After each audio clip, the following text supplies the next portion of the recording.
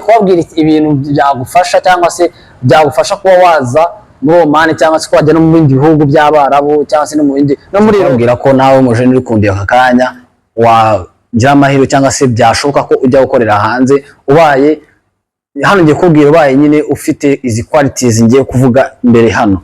So uyu munsi rero ndarakwereka n'ibintu by'ingenzi kwifashisha kugira ngo ube wakora ikawa nziza cyangwa se ukore ji nziza, juice nziza.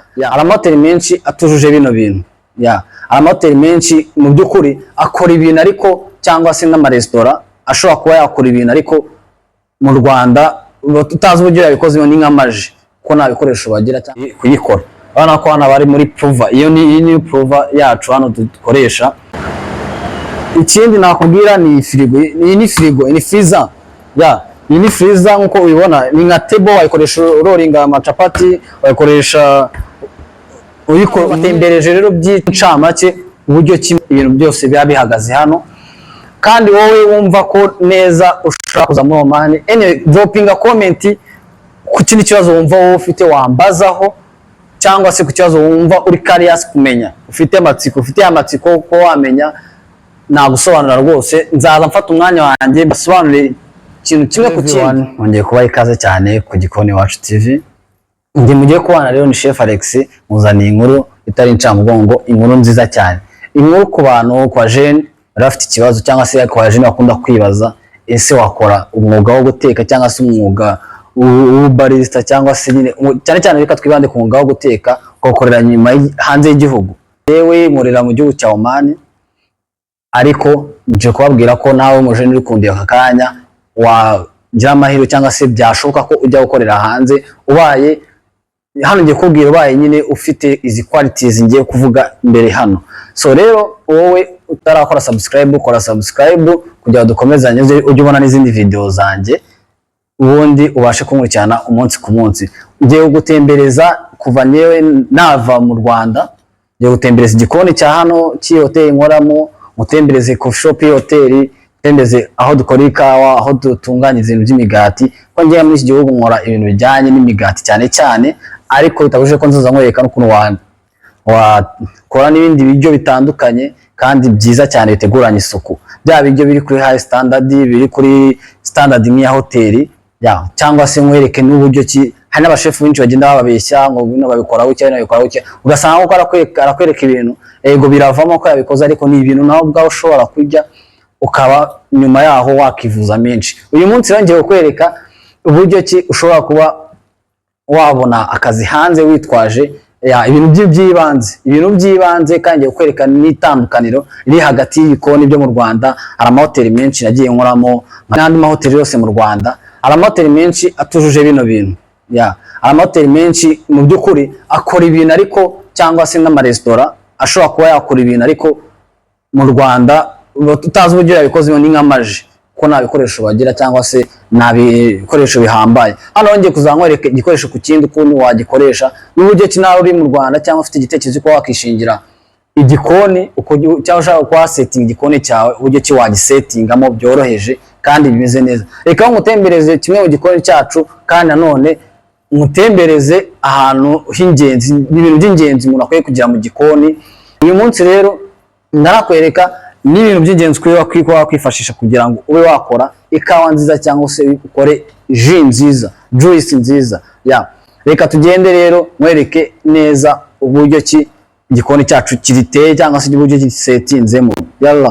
Hano rero ni mu gikoni. Iyi ni imashini iroringa croissant. Ni imashini iroringa croissant. Bya by'imini byagutya byanyu wapi hano ntago bibamo. Ni kuvuga ngo wowe ukora pate, amara kuyikora pate ukayishyira hano, ubundi ukazaza ujyana gutya croissant yawe ukayiroringa neza, cyangwa se pate yawe ukayiroringa neza. Hano hari agafarini ku buryo uteraho gake gake.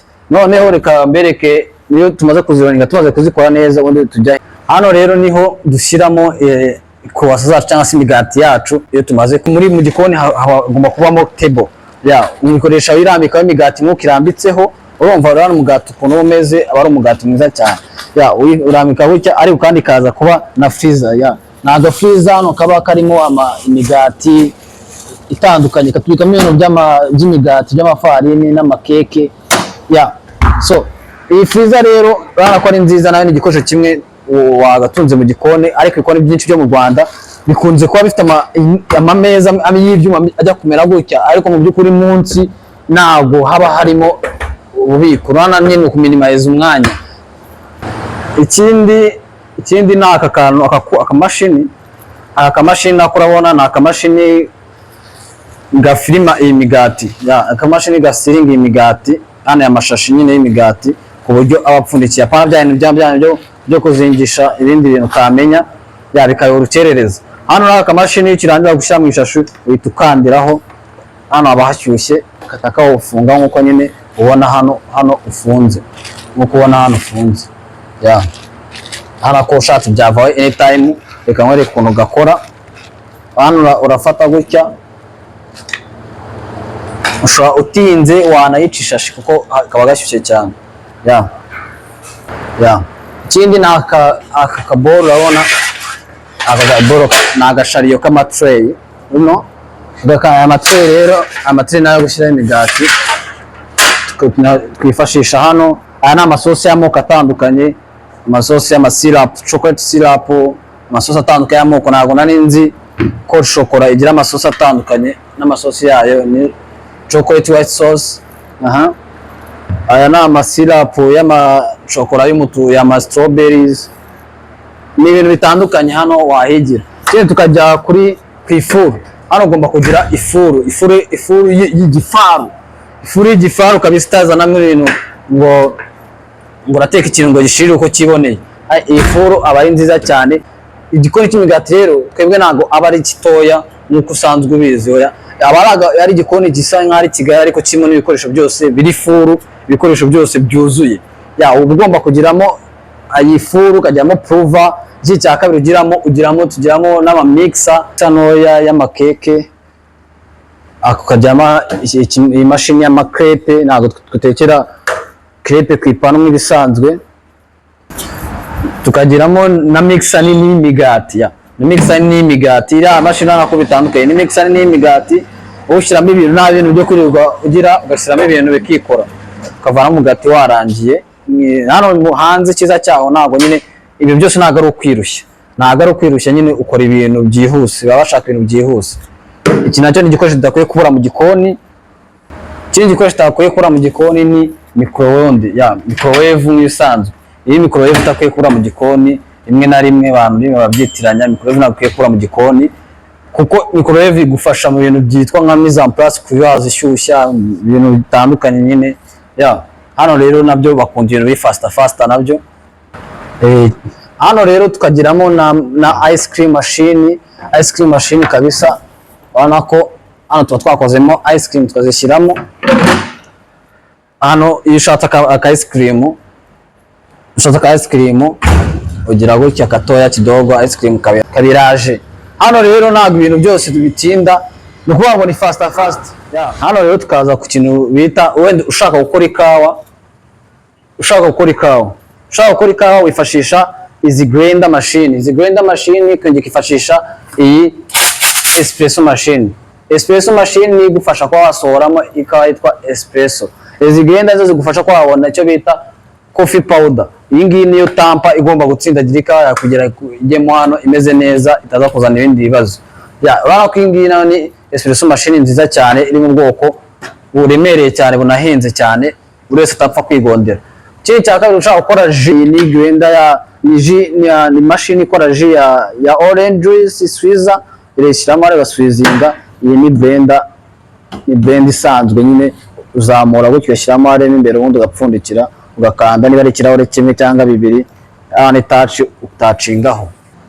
Hano rero iyo umaze gukora ama cheesecake, ama sweets, uyazanamo hano, yazana muri aka kabati k'agafrigo. Ni agafrigo uzana ama cheesecake cyangwa se amakeke, ama sweets y'ubwoko butandukanye, ko sweets zose zigomba kuba ziri ahantu hari cool cyangwa se hakonje.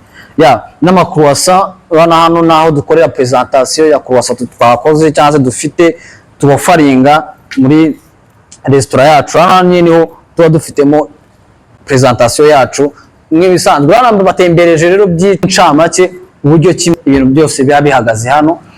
kandi wowe wumva ko neza ushaka kuza muri Oman, anyway dropping a comment ku kindi kibazo wumva wowe ufite wambazaho, cyangwa se ku kibazo wumva uri curious kumenya, ufite amatsiko ko wamenya, nagusobanura rwose. Nzaza mfata umwanya wanjye basobanure ikintu kimwe ku kindi kugira ngo tugendane neza kandi murusheho gusobanukirwa.